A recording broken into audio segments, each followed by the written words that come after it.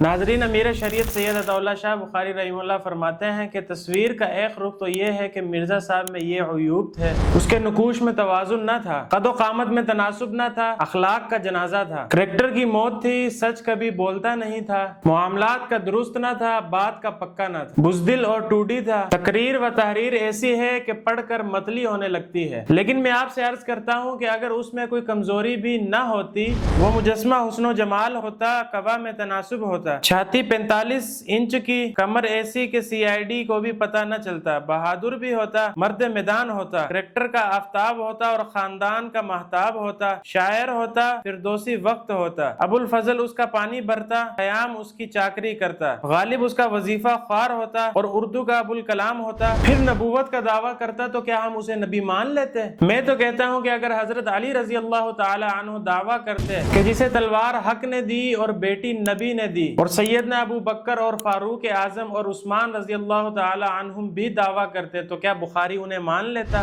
نہیں، ہرگز نہیں۔ میاں آقا صلی اللہ علیہ وسلم کے بعد کائنات میں کوئی انسان ایسا نہیں جو تخت نبوت پر سج سکے اور تاج امامت و رسالت جس کے سر پر ناز کرے۔